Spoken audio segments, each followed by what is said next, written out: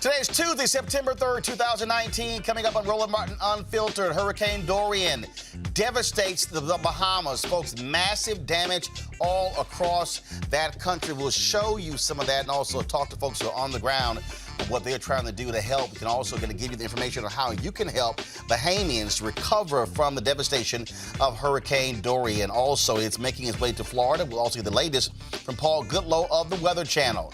Unions have more support now than they've had in nearly 50 years, according to a new Gallup poll. We'll talk with the president of the AFSCME, Lee Saunders, about this and what does that mean for the election in 2020. Chicago Mayor Lori Lightfoot tells Ted Cruz, keep our name out of your damn mouth. Pretty much what she said. Also, a good Christian woman in Mississippi cancels a black couple's wedding because, well, the bride was white and the groom was black. And she said, no, that ain't what we do as Christians. Now they're apologizing. Oh, you showed your true self. We see what it is. And a brother is suing American Airlines for choosing to put him off a plane rather than move a support dog.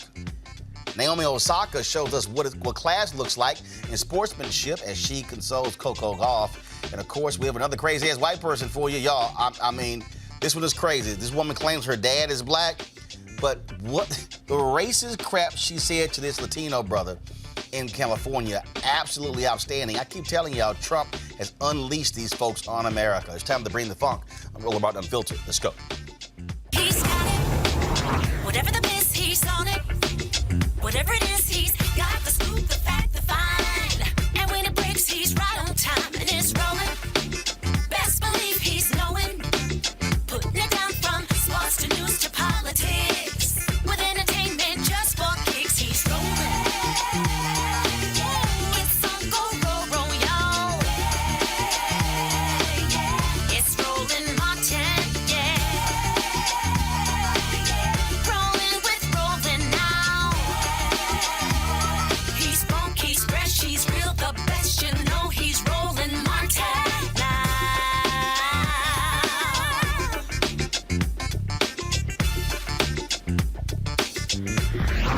Martin.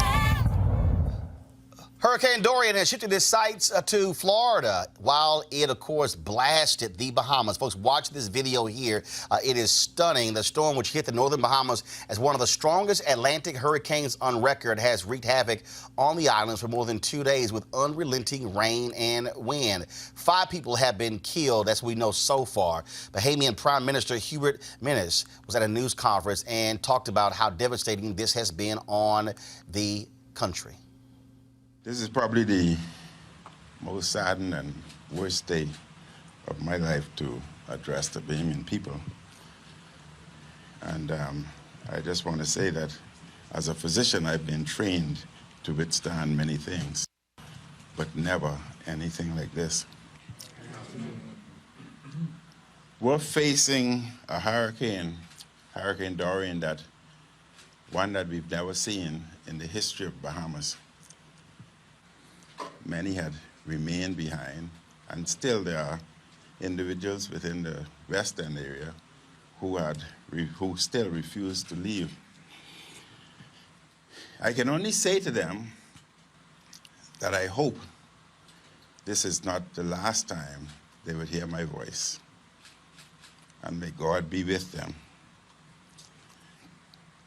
I can say that the Marsh Harbor area of Abaco, parts of it is already underwater, and some areas you cannot tell the difference as to the beginning of the street versus where the ocean begins. And they've not yet been hit by the brunt of the storm. All right, folks, this is a video a friend sent me. This is Freeport. This is the airport terminal. This is the terminal at the Freeport, Bahamas airport. Completely gutted and destroyed. Again, it is devastation. A lot of our people, a lot of our folks, and understand, we have a huge number of people who watch from the Bahamas who watch Roland Martin Unfiltered. I was there just a couple of months ago, and it is shocking to see what happened there. What can we expect now? Let's go to the Weather Channel meteorologist Paul Goodlow. He joins us right now. Paul, glad to have you here. We've seen that video in the Bahamas there. Nassau, not as they had rain, had flooding, but of course, some of the other islands, I mean, just devastation. One of those islands, 70% underwater. Yeah, so Nassau was about 120 miles away from the center of Hurricane Dorian when it was at its peak intensity, 185 mile per hour sustained winds. That's basically tied for the second strongest hurricane ever in the Atlantic Basin and the strongest hurricane ever to move across any area there in the Bahamas. So this is something that we have never seen before in our lifetime, for sure, definitely lifetime of the nation of the Bahamas as well. Then that was the Abacos, Great Abacos. The northern Bahamas were decimated. Then it moved on towards Grand Bahama Island and Freeport. Never got the actual eye of the hurricane, but they got close to the eye wall, and then that storm just stalled. So the island of Grand Bahama and Freeport, hours upon hours, not like 5 or 6 or 8, we're talking like 24 hours or even more than that of this thing moving basically 4 or 5 miles for more than a day and a half. And that's just devastating to that chain. Now, finally, the good news is it's now moving away from Bahamas. And as it's safer, we can find out the true devastation. I know at least 5 people lost their lives. My fear is that number can go up by a multiple 4 or 5 or more. So, Paul, it was sort of like the hurricane when it just sat on top of Houston and just kept dropping rain and it didn't move. Exactly, Harvey 2 years ago, and we're seeing that that pattern. Unfortunately, with our changing climate, we have a lot more energy in the atmosphere, which leads to basically blocking ridges. So storms tend to move from west to east across the country, but when we have basically extra fuel making more stubborn patterns, it prevents things from moving easily. So these hurricanes are basically heat engines. They're driven by the fact that the equator area, the tropics, gets more energy than the northern areas, or the poles, I should say. So that energy has to move from the tropical regions and then towards the poles, north and southward, depending on the hemisphere. And that's just how our atmosphere and our planet is made up with the tilt of the earth and all that. So when you have these blocking patterns, well, these things can't move as quickly or as efficiently as they have in the past because they're coming up against things and they just kind of slow down. Harvey, the incredible thing with Harvey a couple of years ago, we looked at some of the models talking about, oh, you can see 20, 30 inches. And we're like, wow, that's kind of up there. And we saw twice that amount of rain, record-setting in Houston. Never, ever have we seen that much rain from a hurricane ever in the U.S. and American history of us. But we're seeing this now 2 years later, a stalled-out hurricane damaging. And the last time I can remember a hurricane stalling like that was Hurricane Wilma over the Yucatan of Mexico, Cancun, Cozumel. Those beaches have never fully recovered from more than a day of that hurricane, Cat 4, just sitting there churning over there. If you've ever been to Cancun, the beaches are nothing compared to they were 15 years ago. That's all because of Hurricane Wilma. Paul, you're in Miami right now? No, I am in Charleston, South Carolina. You see part of the harbor behind me. We're getting Dorian's closest movement as we head towards Thursday. But starting tomorrow, we'll start seeing and feeling more winds. We'll start here dealing with the storm surge. Charleston, a lot of history. A lot of history with a lot of slave history in this area. History that kind of built this country, starting here in the oldest city in South Carolina. But this is called the Low Country. It's called the Low Country for a reason. You see behind me, you don't see much relief here. It's flat as the eye can see. Right. And that's the problem. Charleston's surrounded by the harbor and also fed by 2 rivers on the other 2 sides. So when the storm surge comes in from the Atlantic, it kind of blocks the rivers from exiting out toward the Atlantic. But then if you have heavy rain, which unfortunately is also forecast, then the heavy rain swells the rivers. They push towards the Atlantic.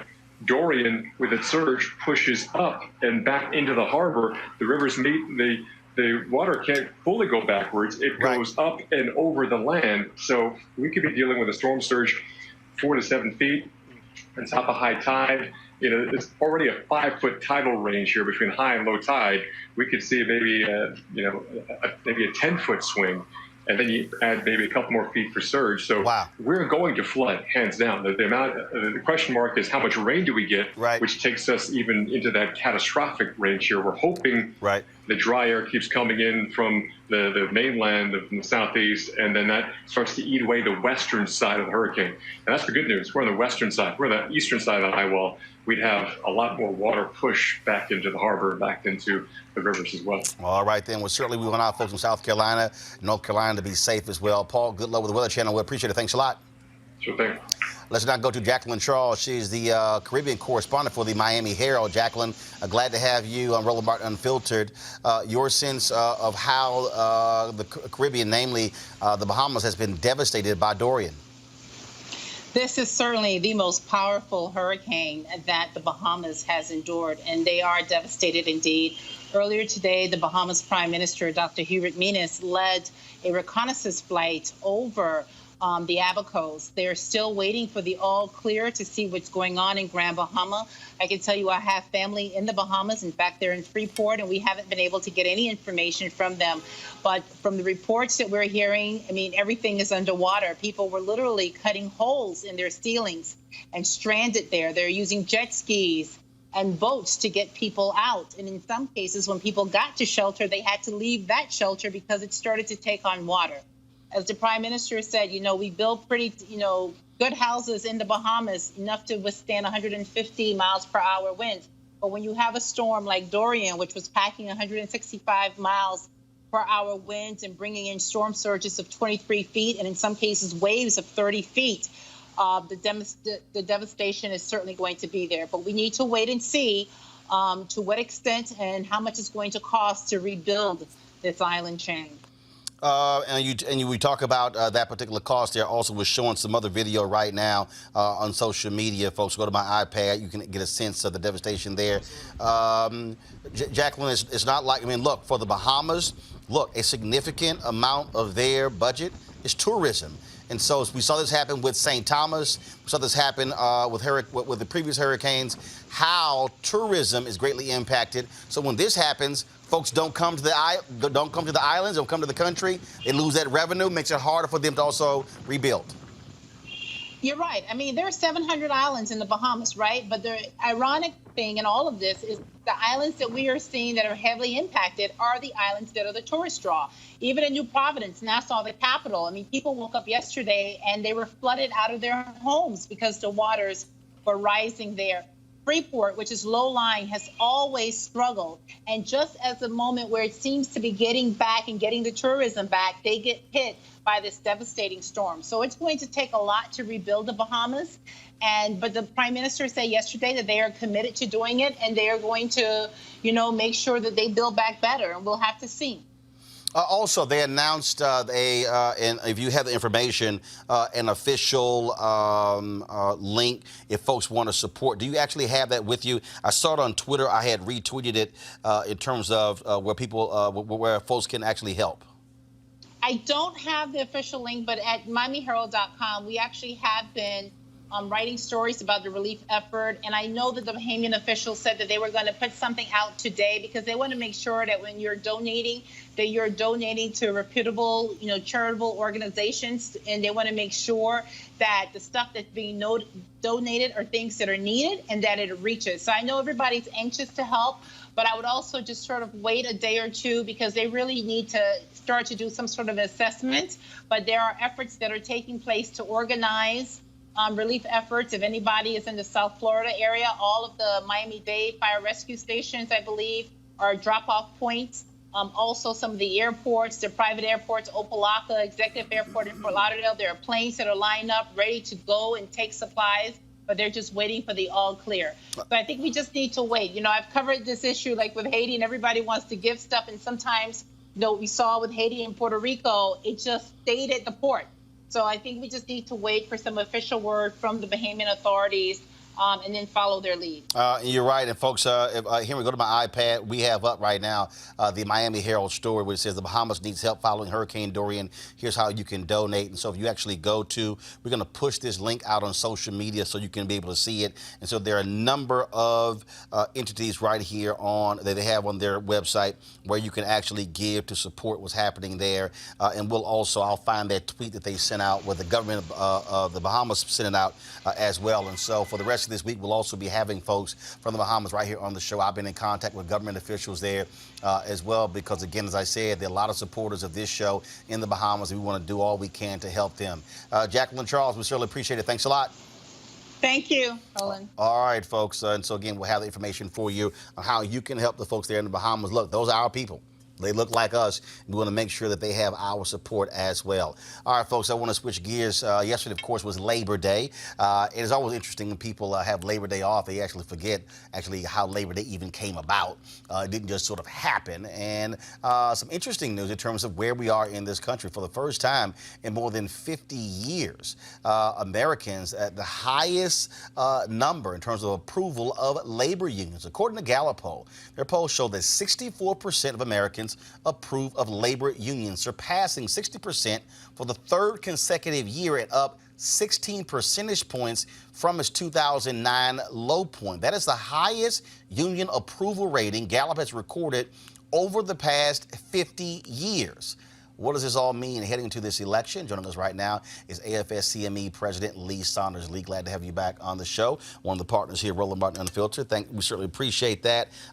This was a surprise to a lot of people, highest in 50 years. I don't think it's a surprise to those that are working in the vineyard every day who are trying to organize and educate and mobilize and our communities across the country. People are fed up and they're angry and they're frustrated.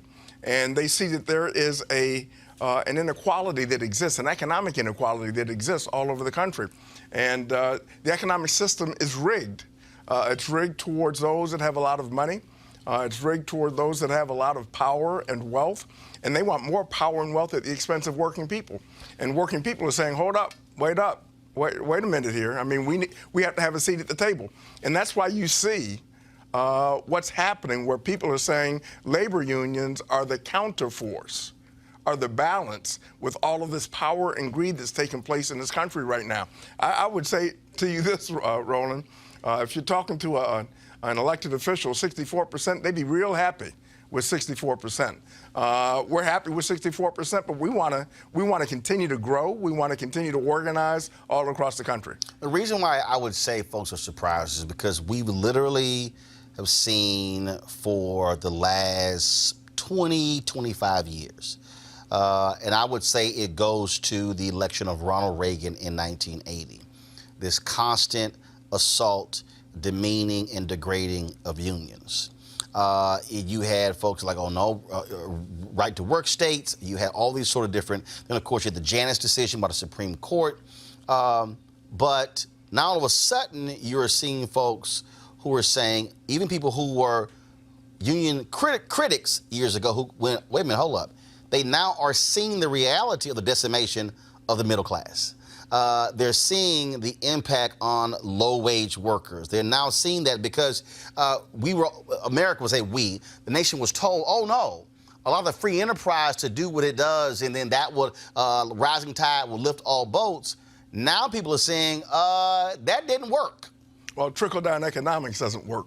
And we see it every single day where the wealthy have more wealth at the expense of working people. That gap is the largest that it has ever been in American history. And people understand that working families need a seat at the table. And the way you get the seat at the table is to join a union. 50% of Americans, if they had the opportunity, are saying that they would join a union to improve their wages, benefits, and working conditions because they understand the effectiveness of working together and coming together as one to deal with the issues that confront our communities every single day. We discussed this a couple of times previously. But do you also think that the attacks on unions and the election of Trump forced unions, not just your union, but in terms of the union lobby across the country, to go, you know what, we better start telling our own story because, we discussed it before. The biggest criticism that I've had is that labor unions allowed themselves to be defined by their opponents and did not have an effective narrative to counter their critics. We had to get back to basics. The labor movement had to get back to basics. one of the ways in which we get back to basics is to talk with our members, talk to our potential members, have a discussion with them, listen to what they've got to say, and then promote the kinds of activities. Promote the kinds of good things that unions do all across the country, having a seat at the table, being able to not only improve the lives of our members, but improve the lives of their families and folks living in their communities all across the country. Explain and talk about that narrative and say that that seat is being taken away from you. It's being taken away from you to make you and your families and your communities weaker, and we can't stand for it. People are coming together. This is a movement moment, and you've heard me say this before, where folks from all walks of life are coming together saying, whoa, enough is enough. This is unfair, the economy is rigged, and we've got to do something about it to fix it.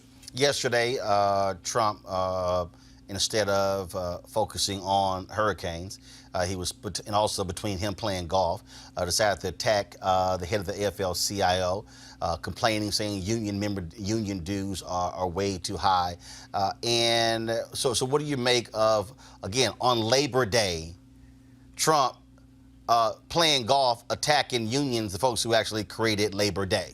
We've got to concentrate on what we do best, and that is organizing and educating and mobilizing our members and our communities across the country. We are preparing, just as we did in 2018, and we had major victories in 2018, electoral victories. We're preparing for 2019 and 2020. We're going to be putting boots on the ground. Our folks will be familiar with what's going on. They're going to be educated about what's happening to working families across this country, and we're going to have a massive campaign in education, but also getting people out to vote. Very, very important. What are your trade union folks saying in places like Ohio, where Hillary Clinton lost by 450,000 votes? A ton of union people supported Trump because of his criticism of NAFTA. We saw the exact same thing. A lot of union workers who voted for Obama in 2008, 2012, who chose to vote for Trump in Michigan, Pennsylvania, and Wisconsin. What conversations are being had? What are they saying that they're going to do? Those auto workers. Trump talked about bringing it back, but that hasn't happened. Steel workers, he claims they're building new steel mills. They're not. And so what discussions are being had with those union leaders to say, how are you going to go directly to your people and say, you voted against your own interest in the last election? What's the reality now? One thing that we have now that we didn't have in 2015 and 2016 was Trump now has a track record. He made a lot of promises to working people. A lot of folks fell for those promises. But now, you've got a track record. He has a track record. You go to Lordstown, right outside of Youngstown in Ohio, and you talk to those workers about the promises that he made in keeping that plant open. And if you recall, he made the statement, don't sell your homes because you're going to be just fine. The plant closed. You can replicate that story in state after state after state. Promises broken. We've got to educate our folks and working families saying he promised a lot, but he didn't deliver on anything. That's exactly what we're going to do. Also, in this way, tomorrow is our first anniversary of this show. And in the course, we ran the numbers. So in the last year, we've done about 70 million views across all three platforms, increased our YouTube channel by more than 200,000. And so we certainly appreciate AFSCME being one of our founding partners in helping us do this, because part of the piece is also being able to have communication apparatus and supporting media that understands these issues, that speaks to our people. You're getting a message out, a very, very important message out to our community. People need to hear it, and we're going to continue to support you. So, in fact, that message continues to get out there, and we do what we must do to change this country and move this country forward. Because 2020 is going to be critical, and the concern that I have is that we saw it in 2016.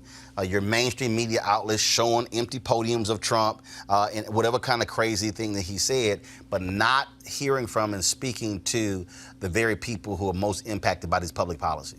I think that you have a message machine, Roland, I really do, and we've got to target our communities to impress upon them the importance of this election and the issues that impact on them and what could happen if we continue down this direction.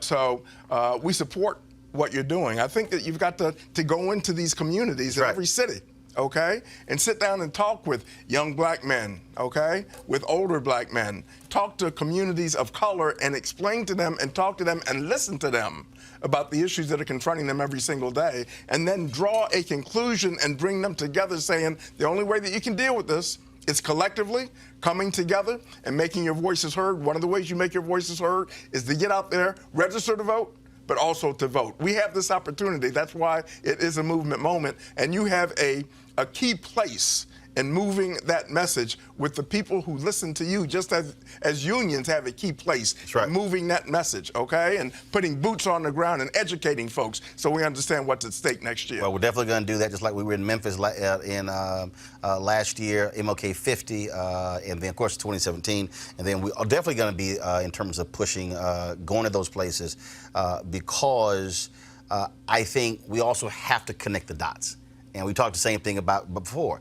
A lot of people don't understand in terms of what happens with this particular race, how it impacts something way over here. We're going to discuss in a moment what happened in North Carolina, where 3 judges have now ruled that they're a complete redrawing of all districts in North Carolina because of political gerrymandering. How that, and the work of Reverend Barber and others to change the state Supreme Court. So now if they appeal the decision, you now have a democratically controlled state Supreme Court who's more likely going to rule in favor, keep that court ruling. So people who only think about D.C. have to understand that when you talk about mobilizing and organizing, it impacts these state races and local races. Well, and let me say this, and that's our neighborhood. That's where our folks live, their families live, our communities. Those down ballot races are just as important as the races that are taking place nationally and here, congressionally, Senate-wise. Those down ballot races are just as important as a presidential race. Okay, you've got to elect a friendly governor. You've got to elect a friendly state legislature who believes in supporting working families. And courts. Supporting our communities. And courts, the appointment in those courts. Well, you can elect in some state Supreme Courts. But that's one thing that people don't think about. Republicans do. Look what they do. Look what Trump has been able to do with his friends on Capitol Hill as far as appointing justices, okay? Appointing judges in states that are going to be there for a long time, who are going to be carrying their philosophy. That should scare everybody. And that should at least tell us that we've got to organize ourselves to combat that kind of activity, because the kinds of decisions they're going to be making are going to impact on us for years and years and years. We're certainly looking forward over the next year. Your commentary is right here on the show, and also, of course, our American Worker segment, which we also get some great stories that you guys have done with Ask Me about folks out there doing stuff on the ground. So it's been good to feature those individuals and showing other folks what they're doing and the great work that they're doing. They're the everyday heroes in public service. Absolutely. Lisanos, we appreciate it. Thanks so much. Thank you, brother. All right, folks, got to take a break right now. We come back. We're going to talk with our panel about impacts of unions in this election and also what's happening in North Carolina when it comes to gerrymandering. All of that next. Roland Martin Unfiltered. Back in a moment. You want to check out Roland Martin Unfiltered? YouTube.com/Roland S. Martin. And subscribe to our YouTube channel. There's only one daily digital show out here that keeps it black and keep it real. It's Roland Martin Unfiltered. See that name right there? Roland Martin Unfiltered. Like, share, and subscribe to our YouTube channel. That's youtube.com/Roland S. Martin. And don't forget to turn on your notifications so when we go live, you'll know it. All right, folks, this Friday, if you're going to be in Atlanta, I'll be there. You don't want to miss me at the Ride Money in Motion Conference at the Loudermilk Center, moderating a panel about access and ownership, sponsored by Banji, the only African-American-owned publicly traded cannabis organization in the world. I'll be on the panel. Matthew Knowles, Bonita Money, Ryan Mack, and the whole Banji family will be front and center discussing entry into the multi-billion-dollar and growing cannabis industry and how you can become a distributor, shareholder, or cannabis landlord. If you're interested in making money in this booming industry, then I promise you don't want to miss this. Our panel is going to be at 2:30, but for a full list of other panels, activations, and tickets, please visit ride.rollingout.com. Ride.rollingout.com. And so you don't want to miss it again. As this Friday in Atlanta, and you certainly don't want to miss it. I want you guys to be there because why? Everybody keeps talking about expungement, which is critically important, but this is a $340 billion global industry, and black folks should be on the front end of making money when it comes to cannabis, as opposed to us having to spend money because our people were thrown in jail for selling it. And so, again, we certainly want to have you guys at that. And so that's taking place again this Friday in Atlanta. So please don't miss it. All right, folks, I want to bring in my panel right now. I want to have a conversation about what we just talked about with Lee Saunders and, again, unions and their impact. Joining me right now, of course, is Malik Abdul. He is Vice President, Black Conservative Federation. Kelly Bethea, Communications Strategist. Dr. Jason Nichols, African American Studies, University of Maryland. Anybody surprised at that Gallup poll? That highest number in 50 years, 64% of Americans approving of labor unions? It's not, it wasn't too surprising to me when we just look at historically when labor unions have been most popular.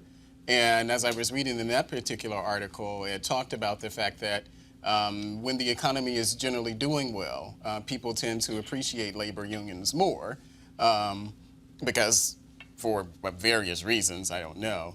But that is something that over time you've actually seen. And I think they pointed to a low period in that I think maybe it was from 2009 to 2012 or something, but that was really coming right out of the recession. So it seems like that may be the sort of ebb and flow. I don't know how far those. Yeah, but we're talking about the highest number in 50 years here, Kelly. And to me, what we're seeing, first of all, the steady increase over the last 15, 20 years. I think what has happened is people have finally woken up and stopped accepting the bullshit from corporations that let us do whatever we want to do. Trust me, you're going to get the money back. And people realize, wait a minute, we're out here busting our ass. Productivity is at an all-time high. Wages have been suppressed. And y'all are sitting here making all the damn money and workers are not. That is, I think people are now understanding why unions have played a role in growing the middle class for demanding and fighting for better wages and benefits. That makes perfect sense to me, especially, like you said, in a time where productivity is at all-time high. But now, the fact that we're at its highest in this year during this particular presidency, a president who does not necessarily advocate for the working man the way that he's supposed to be advocating for him. He looks like it. You know, he'll go to Texas, the Bible Belt, and other rallies and make it look like he's advocating for blue collar and other industries that are tailored or are used to labor unions, but he's not for them really. So when you're in that kind of predicament, I can see why it's at an all-time high, because nobody really feels like they're being heard, especially at corporations like the ones that Trump has. Jason, union membership at a high 28%, 1954. Today it's 11%. Right. Republicans can't stand unions. Just 80% of Democrats support unions. Right. 45% of Republicans approve of unions, 62% of independents.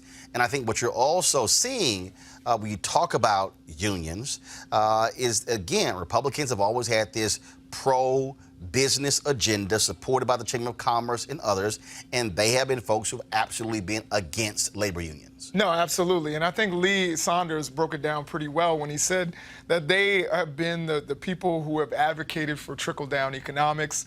The idea that if you make the wealthy very wealthy, then they're going to spread the wealth down. And right now, when we're, pretty much at full employment, we see wages haven't grown.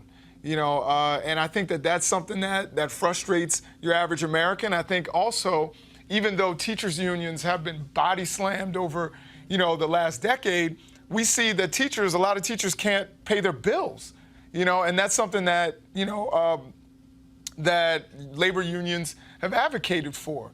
And, me, again, being somebody who studies history, when we look at the civil rights movement, you could make an argument that it was a labor union, the Brotherhood of Sleeping Car Porters, that actually started the civil rights movement, or at least was a major force in it with A. Philip Randolph. So I think you're going to see them start to slowly grow. I don't know that they'll ever make it back to the numbers that they were in the 1950s. But you're going to see that. And when labor unions increase, so does voter participation. Mm-hmm. And that's something that I think is important right now. Well, and also I think you have to make a distinction when you talk about unions, because let's just be clear. Republicans love police unions. Absolutely. Fire unions. Yeah. Trade unions. They can't stand teachers unions. Right. They can't stand SEIU. They can't stand AFSCME. American Federation of County, State, Municipal Employees. And so when you talk about union support, it all depends on what that union is because, again, Trump loves touting his police view because guess what? Police unions are typically pro-Republican, very conservative. And so that's why when people talk about unions, you got to break down because you had all these trade unions who were all excited when Trump was like, oh, we're going to build an infrastructure. They were thinking jobs, jobs, jobs. Ain't happening, Malik. Well, ain't happening at all. Are you surprised that there are some contradictions in our politics? No, it's not contradictions. No. What I'm explaining is here's what I'm explaining. When people hear the word union, a lot of times people think that means pro-democratic or progressive or liberal. What I'm trying to say is, no, there are different unions out there. And so a lot of people get confused by that when they hear that phrase because so within the union movement, you got to deal with the reality that there are white men who are conservative, who are also anti-black, who are racist, who are bigots. Okay, trade unions historically have not wanted black folks in there, those high-paying jobs, and so you got to go beyond that umbrella term and say, no, what type of union we talking about? Well, yeah, well, I think that it's fair to talk about the complexities of people's positions on certain things, but I think you just acknowledged that, yes, Republicans do support unions. They may support certain unions. So they may support certain unions over the others. So I don't think that it's fair to say that Republicans cannot stand unions. It's just, as you said, it just depends on exactly what it is. Overall, the numbers don't lie. 55% of Republicans don't like unions. I think we're now in double-digit improvement when I was looking at that particular article in Republicans who actually support unions. So it seems like that there's just a continuing trend across the board. Yeah, because also there's some broke-ass Republicans out there who keep voting, who also realize that I've been voting against my economic interests for all this time. I might want to believe in the concept of collective bargaining and having some rights and also health care, things along those lines. That's an interesting perspective. No, it ain't interesting. That's real. That's real. That's what's going on. So you got folks in South Carolina and Mississippi and North Carolina and Georgia who got sold that bill of goods about right to work, and all of a sudden it was kind of like, yeah, but also you got a right to get fired without any, all that. Now realizing that they are not going to be rich like they've been promised, so now they have well, they shouldn't have believed that. Well, but they were promised that. Doing. Well, that's not. I mean, nobody's gonna. Very few people become rich. So. No. But wait a minute. That's what your party was promising. Well, if my party were promising that people were not rich. We probably should not have taken that seriously. I mean, that's what Donald Trump actually kind of won on. I don't think Donald Trump won that he was going to make people rich. Donald Trump won by saying, I'm going to bring the jobs back. They're going to stay here. What Lee just said, hey, don't worry about y'all homes. All is good. We're going to rebuild these cities. We're going to build steel mills. We're going to build coal plants. That's not being rich. No, hold up. I'm saying there's a difference between having a steady paycheck and losing it. You got these coal miners in West Virginia who all of a sudden 2 weeks ago found out they were out of jobs, and then when they tried to cash those last checks, they all bounced. But Trump and his coal buddies haven't said anything. I wonder why. All right, y'all, let's talk about North Carolina. Today, a 3-judge panel issued a major ruling dealing with the issue of political gerrymandering, a massive 357-page opinion where they have struck down the state's House and Senate seats, saying the state must have until September 18th to redraw all of them in time for 2020. They said it was partisan gerrymandering. Republicans, they have lost. Folks, let me tell you how they've been fighting this. Let me tell you something. There's no more evil and sinister group of Republicans in America than those in North Carolina. These people are pure trash in North Carolina, and how they have tried to upend democracy as best that they could, rewrite the rules, and how they have targeted black folks and others. Well, guess what? This is the 22nd time a state or federal court has ruled in gerrymandering. That shows you what's going on there, folks. Let's go right now to Tomas Lopez, Executive Director of Democracy North Carolina. And Tomas, obviously, this is a huge decision because the Supreme Court ruled that they had really no jurisdiction. They really couldn't get involved in this, basically saying Whatever the states decide, that's up to you. Now you have this court in North Carolina saying redraw every single House and Senate race there. For people who don't understand, Republicans have used that power to have a supermajority in North Carolina. This changes the whole ballgame. That's right. You know, the background here is that we had maps that were drawn in 2011 that were litigated several times. There was a ruling that a federal court came out with a few years ago that said those state House, state Senate maps were unlawful racial gerrymanders. And so in 2017, they had to draw new maps. Those new maps, they said, we are drawing these not for racial purposes, but to favor Republicans over Democrats. They were very explicit in saying this. Even the legislators said it themselves. And these were the maps that were challenged in court. These were the maps that were challenged in this case. And these are the ones that this North Carolina court panel has now said are unlawful under the North Carolina Constitution. And look, the Democrats control the state Supreme Court. Republicans, again, they tried to even screw that around by trying to they literally tried to take a lot of their power and give it to the court below them, as opposed to them being the highest court in North Carolina. And so what do you think the response from Republicans is going to be? Well, you know, they've actually already said that they are not going to appeal this ruling.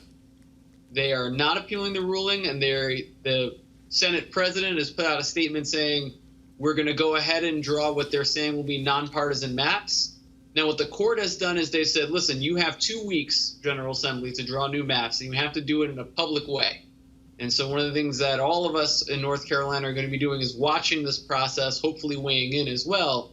But what the court is also doing is appointing a referee, a special master, to help evaluate those maps and, if necessary, draw their own. And let's be clear here.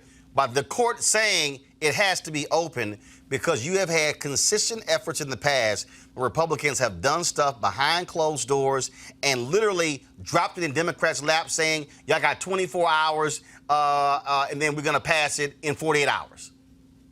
That's right. One of the things that is important here, and it came up during the case, right, were these documents that were from Thomas Hoffler, the former guru who drew many maps around the country and was based here in North Carolina. You know, this feeling they were being cooked up in a back room and presented as a final deal.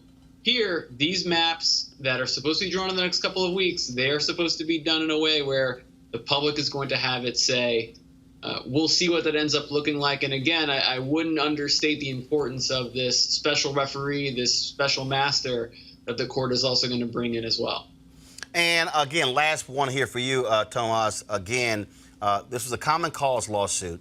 And I know there was some differences of opinion there because the courts had already ruled on racial gerrymandering. This was political gerrymandering.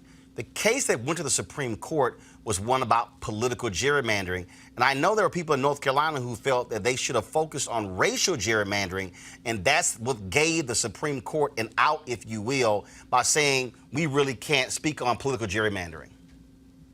Right. There have been some lawsuits in North Carolina that just recently, right, and again in the last couple of years, have invalidated districts on the basis of racial gerrymandering. One of the challenges, and I think one of the reasons you've seen these partisan gerrymandering lawsuits is because what the legislators have attempted to do at times is to say, well, we're not discriminating on the basis of race, we're discriminating on the basis of party. And so that's created this opening to go on and try to pursue a different way. What is really good about today's ruling now is that you now have, under North Carolina law, racial gerrymandering is prohibited and partisan gerrymandering is prohibited. So you've got two potential routes now for challenging maps moving forward. All right, then. Tomas Lopez, Executive Director of Democracy North Carolina. Congratulations. Again, y'all have been doing an amazing job. You're a nonpartisan group, but you've been trying to get people to understand you can't have Republicans or Democrats trying to stack the deck in that state. If you want to win, do it fair and square, and don't sit here and try to rig the game. And so y'all have been doing some great work, and we really appreciate it. Thanks a lot. All right, thank you. All right, we're on my panel here. Melik, that's a big slap down to your party. Well, it's to the Republicans in North Carolina. That's your party. Well, are you a Republican? Yes, but our party is not the party of voter suppression. Yes, you are. No, we're You are the party of voter suppression. What the hell are you talking about? You are the party of voter suppression. This is what's happening in North Carolina. Our party that would you like for me to bring up? I'm sorry. Would you like me to bring up Alabama and Texas apparatus and Florida? Does not have anything about voter suppression in any of the documents. So it's not something. Really? While it may be something that Republicans actually do, this is not something that is wholly supported by the Republican Party. Has the Republican Party spoken out against any of this? Well, not yes or no? Not speaking out against something. No. Promoting things. So to that point, the Republican Party. So I'm talking about the Republican No, I'm asking Party, Malik. Has the Republican Party has the Republican Party? Can you even show me a tweet where the Republican Party has actually said that actions in North Carolina are wrong? Whether it does or not, our party, as a party, does not support voter suppression. Yes, you do. No, we do not. You do it? Wait a minute. You do it in Texas. No, we do not. And in Florida. As a and party, in Maine. This is not something your that we party... do. Kelly, No, the Republican Party is all about voter suppression. No, we're not. Wait a minute. Right now, Democrats are warning people in Ohio right now, okay, to double check your status because they're going to purge some 200,000 people. Why? Because Republicans in Ohio came up with the whole deal on how to purge people. A white man sued them because they said, oh, you haven't voted in the last couple of elections, so therefore we're taking your name off the rolls. Went to the Supreme Court. That conservative Supreme Court agreed with Ohio, which now do the purging. The purging of voters in Georgia, largely impacting black voters. That's voter suppression. So again, I can go state by state, Kelly, and show how Republicans and how Romney McDaniel ain't said jack. So Trump ain't said jack. Anything, that means she supports it. If you don't say nothing, you damn sure agree with it. Well, Kelly, go ahead. Your characterization Kelly, go ahead. of it, Roland. That's not a characterization. Yes, that is exactly what it is. So if I don't say that, if I don't agree with something and I don't verbalize anything about it, then it is going to be what it is. So the Republicans aren't saying anything about voter suppression. Instead, they are letting other Republicans suppress votes. Well, I don't think there's any evidence that the actual political apparatus of the party is allowed that to happen. Wait a minute. Silence is an action. Jason, you know what's so funny about this here? There are Republican members from North Carolina. There are Republicans who sit on the Republican National Committee. They ain't said a damn thing about what the Republicans in North Carolina are doing. Well, has anybody asked them? Hell yes. Yes. I gotta say, yes. Jason, go ahead. I know it's hilarious. I think number one, we know the Republicans are the party of of voter ID. They're a party of many different efforts to suppress votes. Of course, closing Stacey down. Abrams lost because of all this mess. No, Stacey Abrams lost because she lost. No, they closed down. That's what she likes to say. They closed down. That's what she likes to say. Voting She's just sites a sore loser. in predominantly black communities. So that was specifically targeted by the Kemp campaign. Now, beyond that, if you are doing the monkey emoji, the monkey. You know what I mean? Hear no evil. Then you are actually guilty of being complicit. La la la la la la la la la. I hear nothing. La la la la la. I don't want to hear it. That's just not even a reasonable way How often do I have to actually do hear that. from Republicans, whether it's on Sinclair or whether it's on Fox or wherever, how often do I have to hear, why aren't you going to call this out by Democrats? Whatever it is. If any Democrat does anything anywhere in America, they are expecting Democrats to call it out. But yet, we see where state Republican parties are clearly trying to suppress black votes. And now we're saying, well, hold on. But This ain't just black. No. They trying to suppress young voters. Right. Hell, elderly voters. Didn't they do something regarding colleges and not trying to have people ending register early voting? at their dorms? Oh my God!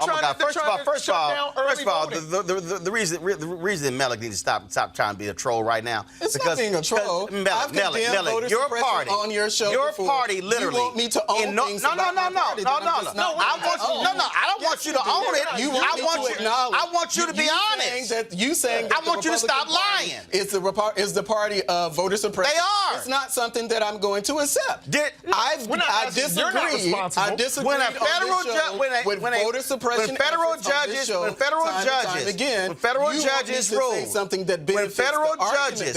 judges rule that North Carolina Republicans targeted black folks with a laser-like approach, Republicans in North Carolina. I did not hear a single peep out of any national Republican calling it an abomination, saying that is wrong, saying that is undemocratic, saying that is unfair. I don't know if they said it or not. No, they didn't. Well, Hold up. We've covered it.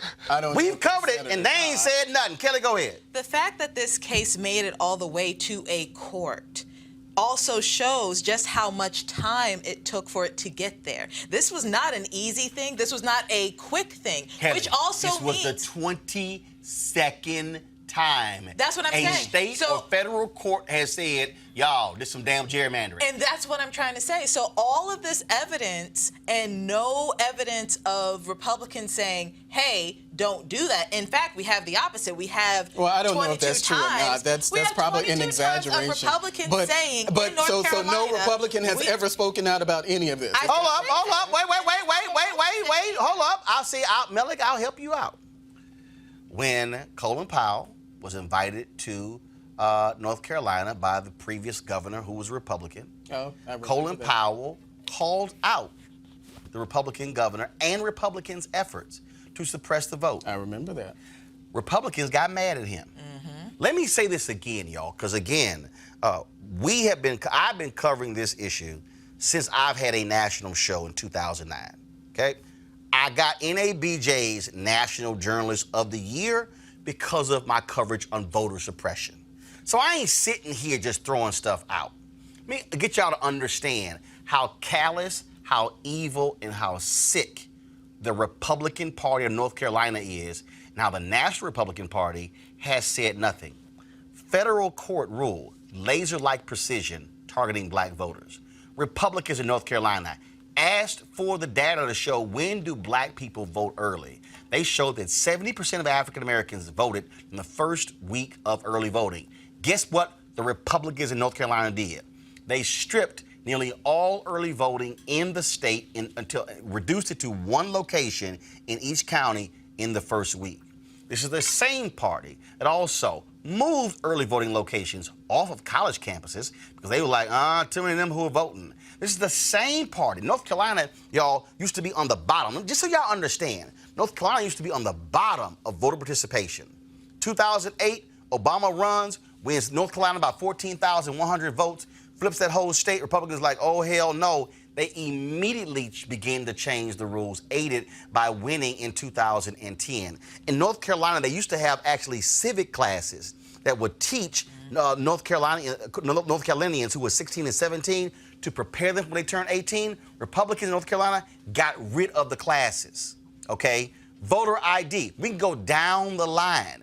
What happened there? Now, why is Melick wrong about his whole party? Because his party saw what North Carolina did. So guess what? Texas did their own deal, led by Republicans there. Alabama, Maine. Let me tell you what they did in Maine. In Maine, they had automatic same-day registration. If you voted, when you went and vote, the Republicans in Maine got rid of it. Y'all, they didn't ask nobody. They just got rid of it. The voters in Maine said, what the hell is this? Put it back on the ballot the next election and voted it back in. I can show you state by state how Republicans have tried to manipulate the vote. Y'all, do y'all forget 2012 when the Obama campaign had to sue Ohio when we're in Board of Elections in Ohio where Republicans had a majority? They extended the voting hours in Ohio, but in the counties where where we had Democrats, they actually limited. They got sued, and the Secretary of State, Republican, he had to admit in court, yeah, that's kind of unfair to have extended voting hours in Republican counties and shorter voting hours in Democratic counties. We can go Florida. Again, we can walk this thing down state by state. The Republican Party fully embraces voter suppression and all of those tactics. And see, what Mellick wants to do is play games by saying, oh, no, there's no sheet of paper that says we love voter suppression. Folks, I can judge you by your actions. And the reality is your party, as a party, has not said jack. Not Reince Priebus, not Roland McDaniel Romney, none of them. Not Trump, because you know why? Y'all benefit from voter suppression, and that's why your party supports it. Well, I don't know if that's the answer or not, but as I've said on this show, I don't support any effort to suppress the vote. Right, so, you don't, but your party does. As a member of the party, I do know that I do not own the fact that that's something that the party does. But Mellick, you can say it's not right. Mellick, you can say it's not right, and I'm cool with that, but you can't be in denial about your party. Support that. And there are people that I know in the party who also don't support. Guess what? And none of y'all are the RNC chair. Well, none of y'all are the vice chair. Well, ask them their opinions on it. We have. Ask them their Mellick, I had Reince Priebus not just on you. the Tom There's an Joyner entire Morning media Show, apparatus and out we there. have. Why you know don't what? they ask them they have about those issues? And they all Fox, support it. All of them. They all support because they all support it. I don't represent the RNC. Your party supports it. They should ask them those questions if they. Your party supports it. I'm gonna go to a break, y'all, right now. When we come back, we're gonna talk about Mellick State of Mississippi. Well, Christians in Mississippi, this Christian, y'all can't have no wedding in our place of business, not with a black man and a white woman. Oh, no, you didn't. That's next on Roland Martin Unfiltered. You want to support Roland Martin Unfiltered? Be sure to join our Bring the Funk fan club. Every dollar that you give to us supports our daily digital show. There's only one daily digital show out here that keeps it black and keep it real as Roland Martin Unfiltered. Support the Roland Martin Unfiltered daily digital show by going to RolandMartinUnfiltered.com. Our goal is to get 20,000 of our fans contributing $50 each for the whole year. You can make this possible. RolandMartinUnfiltered.com.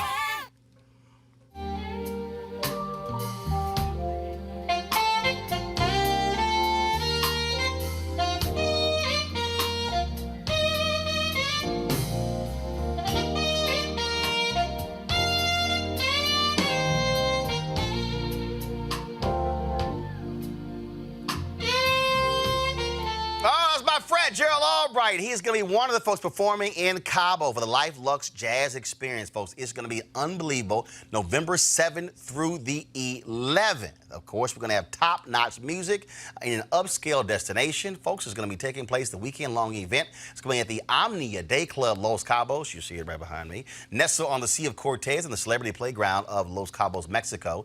We're going to offer ultimate getaway for discerning jazz aficionados, folks. You're going to have, again, music and food and drink and all this fun stuff. Golf, spa, fitness, you name it. It's going to be fantastic. And in addition, I'll be doing Roland Martin Unfiltered from there that Thursday and Friday. Some of the biggest names in jazz are going to be there, folks. Among the people who are already confirmed, comedian actor Mark Curry, as I said, Gerald Albright, Alex Bougnong, Raul Madon, Incognito, Pieces of a Dream, my man Kirk Whalum, Average White Band, Donnie McClurkin, Shalea, Roy Ayers, Tom Brown, Ronnie Laws, Ernest Quarles. Folks, we're going to have a fantastic time.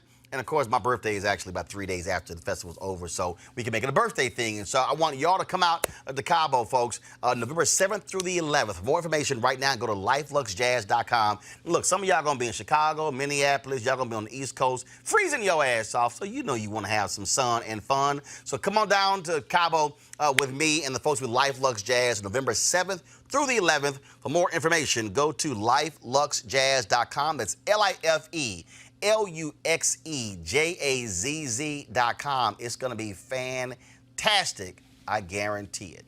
All right, folks. Mississippi. Lord have mercy. The owner of a wedding venue in Boonville, Mississippi, is now apologizing after turning away a couple who wanted to get married there when she found out the bride is a white woman and the groom is black. Press play. First of all, we don't do gay weddings or mixed race. Okay, so why not? Because of our Christian race. I mean, our Christian belief. Okay, we're Christians as well. So, what in the Bible tells you that? Well, I don't want to argue my faith. No, that's But fine. we just don't participate. Okay. We just choose not to. Okay, so that's your Christian belief, right? Yes, ma'am. Okay. LaCambria Welch, the sister of the groom, confronted the owner. And again, she said, our Christian beliefs. And the unidentified woman has since apologized, and the city of Booneville mayor and the Board of Aldermen issued a statement saying they do not discriminate on the basis of race, religion, gender, age, national origin, disability, marital status, sexual orientation, or military status. Melek, what the hell is up with your state? With your white Christian? This is a very unfortunate case in such a great state, Mississippi. I clearly. It seems as if in this particular case that things took care of itself. It's unfortunate that they had to cancel their plans to have a wedding at that venue, but the fact that the mayor, and I think it was someone else that you mentioned, of Booneville actually came out and talked about the fact that they don't endorse or condone any sort of discrimination. That just speaks to the great history, the great way that we've come. He don't want to bring up the great way that we have come. You heard him, Jason, say. You heard her say our Christian race. I'm sorry, our Christian belief. Right. Then when the sister get it, we Christians too. Well, I ain't trying to argue Bible. Right. Yeah. I mean, that was just despicable, and I hope, that no one else of color. And certainly, it's hell, nobody. Nobody, exactly. White folks shouldn't get married there. Yeah, and I imagine that shut them down. That's exactly what will happen. It reminds me of, I believe it was Thurgood Marshall when they said, "Do you advocate Negroes not shopping at these chain stores?" He said, "No, I advocate that American citizens not do that." And I think that whatever that company is and wherever that place is, it's like I know that the social media for this particular venue has shut down. She took down the apology, I think, because in the apology, and I quote, says, biracial relationships were never mentioned in the Bible. That's her claim to why she thinks these things. First of all, she's wrong. Yeah, I mean, she's like really wrong. Moses' wife is arguably black because Queen of Sheba. Moses. Jesus black. Jesus black. But I'm just talking about just like, core things, like just Old Testament stuff that a lot of evangelicals really adhere to. Not the, love your neighbor as yourself part, not the do unto others part, but just the traditional things. Like Miriam, Moses' sister, actually was cursed by God. You're gonna wait. You're gonna wait. I know. I'm you ain't got to go that deep. This is a racist white woman. It's just. This is a racist white woman. And it took care of itself. It seems like. It didn't take care of itself. That's what it after seems those like. people were humiliated. Well, of course they were humiliated. But then post-humiliation, look at what we had. They were condemned. You have a racist state. That's what you have. But I don't have a racist. Many racist states. I don't live in a racist state. But you got that Confederate symbol on your flag. I don't live in a racist state. That's right, because you live in D.C. That's right, because you don't live in a state. The fact that you East Coast elitists have a problem. Actually, who the hell is East Coast? Kelly, where you from? Kelly, where you from? Mid-Atlantic. Kelly, where you from? I'm from here. Where you from, Jason? Elitists. I'm from here. And then, I'm sorry. And then you being I'm an from elitist New York. now. Hold on, how the hell is I'm a mid-Atlantic elitist and my ass from Houston? But because you share some of those elitists with Your ass live in D.C. And what does that have to do with You know what you are? A mid-Atlantic elitist. Let me go to my next damn story. Boy, cut that bullshit out. Chicago Mayor Lori Lightfoot did not come to play with Senator Ted Cruz. The Republican senator from Texas tweeted that gun control doesn't work and pointed to Chicago as evidence that disarming law-abiding citizens isn't the answer. Lightfoot responded by tweeting some facts for Cruz and ended the Twitter battle by telling him, quote, keep our name out of your mouth. And you probably scared to even go to Chicago. Dana Holcomb is calling out American Airlines for kicking him off a flight so a dog could sit in first class during a trip to Austin, Texas from a 53rd birthday celebration in Vegas. Holcomb was confirmed to fly in first class on American Airlines Flight 691 after a layover in Phoenix. While on the flight, he discovered the passenger traveling beside him was accompanied by her pet support dog. Holcomb is allergic to dogs and started to have a reaction. The pet owner offered to change seats with someone else in first class, but the flight crew got involved. He was asked to move to the back of the plane. By the time the dog's owner found a passenger to exchange seats with Holcomb, security had been called, escorted him off the plane in Phoenix without his luggage or medication. He said he had to find his own way home. But I gotta ask you this: what's up with these people in these servers? Did y'all see this damn pony? This pony horse, whatever the hell. This woman had a pony horse on the plane. Look, okay. If your ass need a pony horse to fly, take the damn bus. Right. Yeah, this is. I'm about tired of these people and these weird ass support animals. Like it's not. It was a pony. Yeah, it was. Yo, this thing is. I'm telling you. So okay. This is something that and I imagine that, as we continue to have these sort of incidents, that the airlines are going to more and more. I think Delta was one recently who clarified their emotional support, because what has been happening is that, their service animals. Here it is. And then emotional. Go to my iPad. Oh my God, that's a donkey. Yes. Mercy. That's unbelievable. That's a damn pony horse on a plane right behind first class. And the fact that the airlines even had to make an allowance. But this isn't for the animal that he had to No, receive. that's a different story. Now, does the pony have a diaper on? Because what if that pony poops? Well, I guess it's the same. It's like a dog. I'm just. I can't even think that far ahead. Yo, I'm serious. But the fact that they had to allow, that they had no discretion, the airlines apparently had no discretion to say, look, that's a whole donkey. Right. You can't bring the donkey. It's not a donkey, it's a pony horse. Pony horse, whatever the thing is. There is a difference. Well, that's a whole pony horse. You can't bring that bad boy. Look, I know some people who have post-traumatic stress disorder. But here's the deal. Here's the real thing. I think having a support dog. Hold up. Watch this here. The number. Go to my iPad. The number of passengers flying with emotional support animals has nearly doubled. From 561,000 in 2016 to more than 1 million in 2018, according to the estimates from Airlines for America. Doesn't surprise me. Now look, man. Look, if flying is that rough, get your ass on the bus. Take a car. I wouldn't say that. Yeah. I wouldn't. No, there does need to be precautions regarding emotional support. Do you know how crazy this thing has gotten with animals? It has gotten insane. Insane. Somebody had a peacock once, I get that believe. part. I totally understand that sentiment, but at the same time, you have to recognize that mental health issues are real, and that some of these animals, like dogs and cats and things that can actually be on planes that have been naturally, or not naturally, but traditionally able to be on planes with passengers. Go to my iPad. Here's another one. Here's another one. I have a question, though. This is another one. Go to my iPad. Yeah, see, that's a lot. See? But at the same time, if that's allowed... Jason, go ahead. Is it... So... Do you have to provide any kind of evidence that this is an emotional support? And that's a letter for your doctor. They actually have a certificate. Yeah. Okay. That you can travel with you. I can see people wanting to bring their dogs. Okay, hold on. So here's a story from Fortune. Department of Transportation. Y'all, and this is some bullshit. I'm sorry. DOT clears pit bulls, miniature horses to fly as service animals. A damn pit bull. Well, here's the thing about pit bulls, though. Because I'm not even an animal advocate. I want to be clear about that. But that's what I'm saying, because Maryland tried to do the anti-pit thing, and... What's a good dog? Yeah, a pit. What's wrong? Hold on. Let me explain you what I know about pit bull. A pit bull is a pit bull.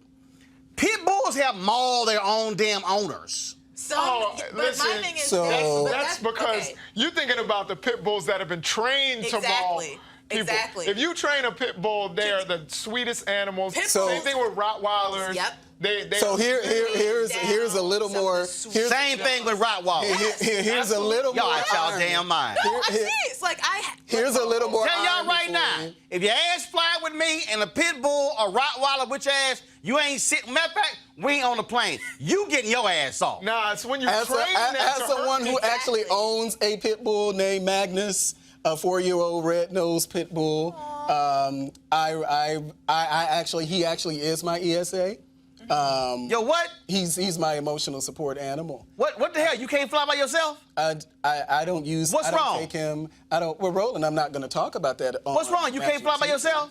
But well, all emotional support animals aren't on planes. So yeah, you need which it is for the point other that I was things. trying to make. Yeah. I can actually take him. You can't go nowhere by yourself? I can take him on the train. I can take him on the plane. I can take him in any store. Is it pit bull? My Go to my 85-pound iPad. Last year, however, Delta Airlines banned pit bull type dogs from its cabins on domestic flights after 2 employees were bit by a dog that was labeled as an emotional support animal. And that wasn't a properly trained emotional Yes, support. absolutely. But I still would not take my dog. But I wouldn't take my dog to any of improperly those trained places because I don't emotional believe support that they animal. belong. That's a fact, though. That's a fact. Like, I'm a dog owner, and I don't even like dogs at restaurants. That's exactly. just, So again, I don't have any pets right now. Like I'm completely petless. But what I will say is, one, mental health is a real thing that needs to be addressed, and for some, emotional support animals are a key in their mental health.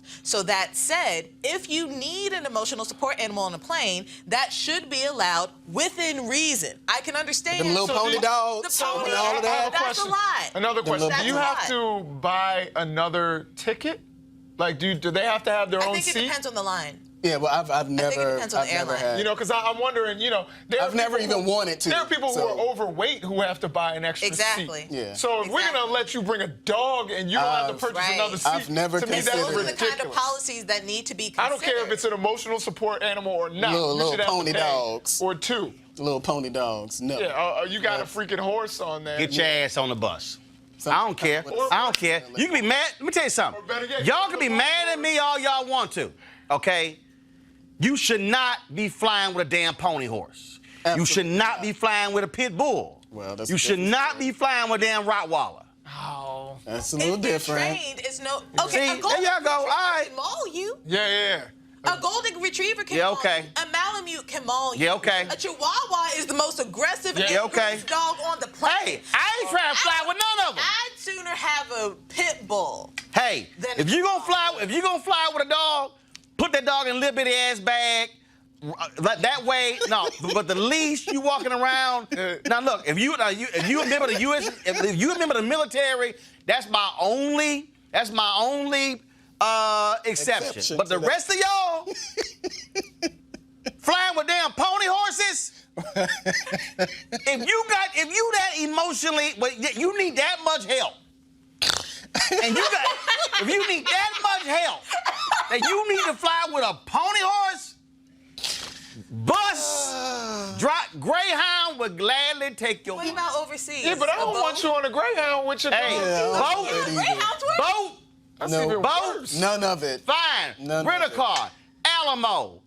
Avis. Enterprise. National. Enterprise. Thrifty. Dollar. Hertz. Pick one.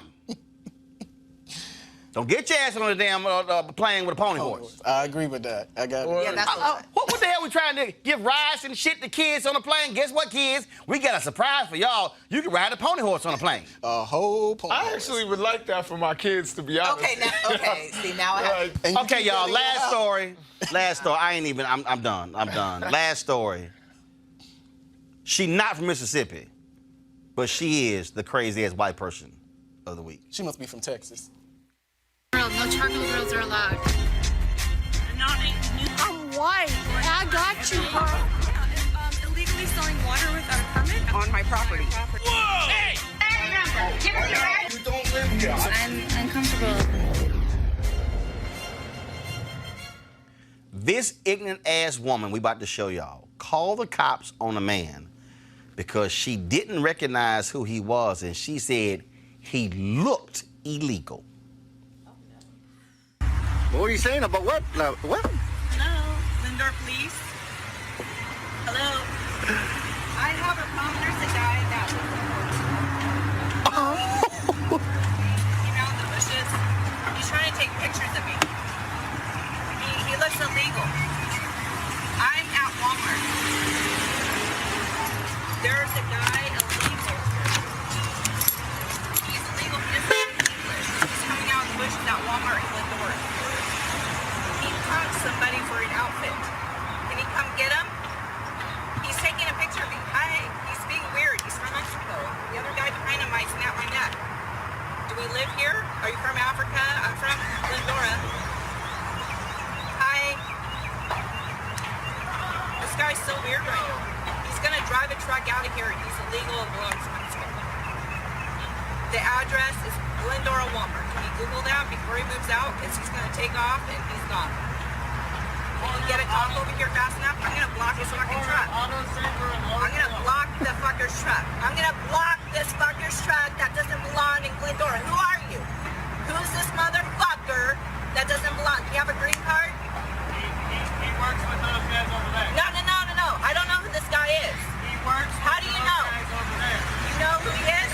He works with those guys over there. He came out of the bushes. He works with those guys on the Those border. guys? Is it the railroad company? ILB, International Line. Okay, because I don't know this guy. He's videotaping me, and he looks creepy from Mexico. He's speaking broken English, La Migra. And that's super racist. It's not racist. It is racist. No, it's not. Yes, it is. I have a friend Wow. down the street. No, it's not. No, I've seen a guy beat up. No, it's not racist. Yes, it My is. dad is black. All he has My to do dad is to black. require- I'm not racist. This guy's from Mexico. They pump people, and they fucking don't know everybody's goddamn illegal shit. You understand? Yeah.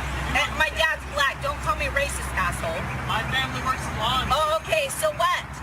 I want to make sure this guy's legit. I don't want him punking some. He could be punking your fucking job, taking your fucking outfit, working to get paperwork. I have all my paperwork over here. My dad's black, asshole. My dad's fucking black. It's not racist, stupid. Don't tell me I'm racist because he's Mexican. My little nephew's Italian, Mexican, and Aloha. Stupid fuck. Don't tell me I'm racist. This fucker is coming out of the bushes telling me to move my car because he can't park straight, fucker. Stupid ass. I want to know who this piece of shit is. Oh, y'all didn't find the long one? Oh my God, there was more to it. Wait, where she was like, yeah, he's probably taking your job. I told y'all, Trump done got these people just losing their mind here. Don't put that on Trump. That's just racism, bigotry, prejudice that has existed. Yeah, but the white folks have been calling the cops like crazy since 2016. Yeah, but I think we probably are just seeing these things videotaped more. I don't know if they. We had cameras in 2015. But I think we had phones in 2015. But I think that this is something that now, when you have people are just really using their cameras to catch all sort of things, not just this sort of racism and prejudice and bigotry, but all sorts of things. So keep videotaping, and I hope her family sees it. I hope her church sees it. I hope her black dad sees it. Her black dad doesn't mean anything. You know what I mean? That doesn't mean anything. There's some crazy ass black people out there too. But did you hear what came out of your mouth? An aloha. Yeah. And what does that mean? Yeah. Aloha. Hawaii? What the hell? Y'all, first of all, she She said aloha. Then she said she said he came from Africa. Y'all, she used every racist possible term. I'm not racist. My daddy black, girl. You ignorant. And she just kept. What does it mean to be punking somebody's job? Like, I don't even. This is some. Okay, first of all, when we do it like a prank coming out of the you're trying to make common sense. You're trying to make common sense, y'all. I can't even. I can't even. He was trying to get out of the parking lot. It's crazy. Right. Should have rolled over her ass. Embarrassment. Should have made her a speed bump. All right, y'all. First of all, we go in on this note here, y'all. Over the weekend, Naomi Osaka, reigning U.S. Open's tennis champ, she played Coco Gauff. One hell of a match, and she blew away Coco Gauff in that second set, 6-0. Tears were flowing for the 15-year-old. But if you want to see what sportsmanship looks like, Osaka asked her to participate with her in the post-game interview, and it was an amazing scene. If you missed it, check this out. Once again, thank you, Naomi. I don't want people to think that I'm trying to take this moment away from her because she really deserves it, so thank you. Naomi.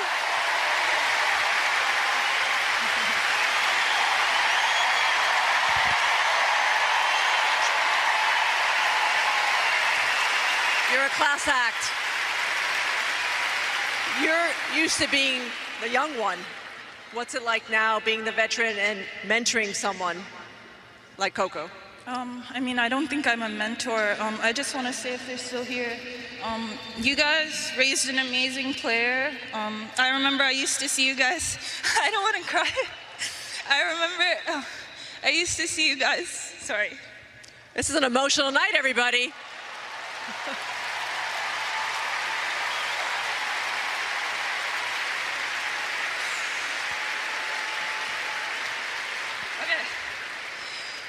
I remember I used to see you guys training in the same place as us, and for me, like, the fact that both of us made it, and we're both still working as hard as we can, I think it's incredible. And I think you guys are amazing. I think, Coco, you're amazing. It was certainly a dramatic moment. A lot of people were reduced to tears. Again, just an amazing scene. Those two, of course, you also had several other sisters who competed in the U.S. Open. You have another sister who advanced. Osaka lost, actually, in the next round. Serena is still in it as well. So, again, just an amazing display there of sportsmanship. Black girls rock. Absolutely. And you know, I love that because, you know, Coco looks like one of my nieces, and Naomi Osaka looks like my daughter. Yeah. So I got really emotional looking at that, you know, and her proud parents. And we see, particularly in tennis, I think, you know, the involvement of black parents, particularly black fathers, and what they do in mentoring their daughters and trying to see their daughters succeed, I think is a beautiful thing. In the case of both of them, their fathers were the initial coaches. Absolutely. Yeah. No, and for me, it's just they're still so young. Like, Coco is, what, 16? 15 years old. And the fact that these are more, well, Osaka is 21 now, but the fact that they're more or less children who are actually teaching the world how to be true sportsmen, that just speaks volumes. The fact that they're black and they're girls and the black girl magic is just sprinkled all over that moment is one thing, and I definitely commend that. But first, I think Osaka understood how emotional it was because, again, golf lost 6-0 in that second set. And what happened to her last year in the finals when the crowd was really cheering for Serena, the whole drama with the umpire, and then, of course, Osaka wins, and how she handled that as well. And then also, folks, right now, Serena, somebody posted on YouTube that Serena is out of the U.S. Open. No, she's not. She's playing right now. She up 3-0 in the first set. I read that. No, somebody. You read what? I think I read some foolishness like that she was supposed to be getting. Dude, it's a live match right now. Yeah. It's the quarterfinals right now. Serena's playing. She's up 3-0. Yeah. She's playing Wayne Kwong right now. It's called live. I mean, no, I wasn't saying that. What the hell were you reading? No, I said that I read something Mississippi? See? I'm just checking. All right, y'all. One thing our panel here. Thanks a lot. Mel, trust me, go talk to your Republican about voter suppression. Trust me, they'll confirm it. All right, y'all. Tomorrow is the first anniversary of Roland Martin Unfiltered. We launched this show 1 year ago on September 4th, 2018. It's been a fantastic year of course, lots of content. We're going to have some good stuff for you tomorrow. I'm going to share with you some stats to give you an indication of how good the last year has been. Blown my expectations. Is all because of you, all the folks who've been watching us on YouTube, Facebook, and Periscope. So we're going to have that for you as well. Don't forget, if you want to support what we do, please join our Bring the Funk Fan Club. This is an independent news operation. We are not corporately owned. We do this thing largely because of our partners and because of you. So please go to RolandMartinUnfiltered.com. You can use Square, PayPal, or even Cash App. Support what we do. I want to thank is it Kimberly Banks? Kimberly just gave some money to us on YouTube, and I appreciate that. It was yes, Kimberly Banks. We appreciate your donation to us on YouTube. And if you're on YouTube, you can actually give during the show, so you can give straight to YouTube. So we certainly appreciate every dollar that you give. Because again, this is about us being have the kind of conversations that we can do that you're not going to hear anywhere else. And so, look forward to see you guys tomorrow. I got to go. I'll see what you guys on Tom Jones Morning Show, 7:15 a.m. Eastern on Wednesday, and right here, 6 p.m. Eastern, Roland Martin Unfiltered. Holla!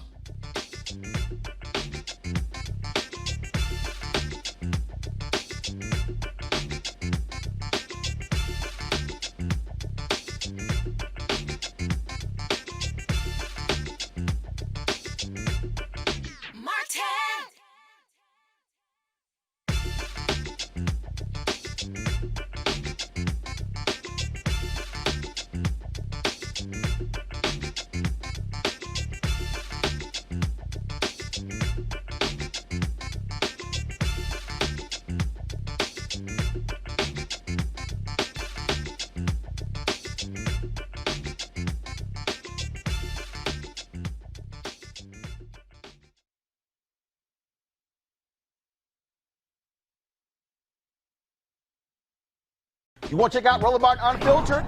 YouTube.com/Roland S. Martin. And subscribe to our YouTube channel. There's only one daily digital show out here that keeps it black and keep it real. It's Roland Martin Unfiltered. See that name right there? Roland Martin Unfiltered. Like, share, and subscribe to our YouTube channel. That's YouTube.com/Roland S. Martin. And don't forget to turn on your notifications so when we go live, you'll know it. Hey everybody, this is Sherry Shepherd. You're watching Roland Martin Unfiltered, and while he's doing Unfiltered, I'm practicing the wobble. Yes, I am. Because Roland Martin's the one, he will do it backwards, he will do it on the side. He messes everybody up when he gets into the wobble, because he doesn't know how to do it, so he does it backwards. And it just messes me up every single time. So I'm working on it. I got it. You got Roland Martin. Hi, my name is LaToya Luckett, and you're watching Roland Martin Unfiltered. What's going on, everybody? It's your boy Mac Wilds, and you are watching Roland Martin Unfiltered. What's up, y'all? It's Ryan Destiny, and you're watching Roland Martin Unfiltered. What up, Lana Well, and you are watching Roland Martin Unfiltered.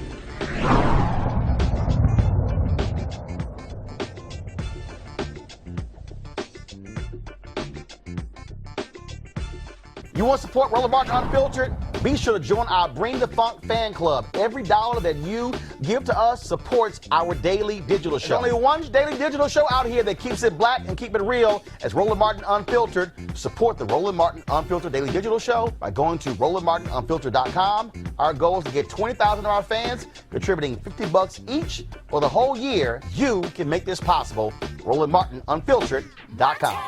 Hey fam, want to check out Roland Martin Unfiltered? The blackest show on all of digital, cable, and broadcast. Check out our audio podcast. There's only one daily digital show out here that keeps it black and keep it real. It's Roland Martin Unfiltered. Press play.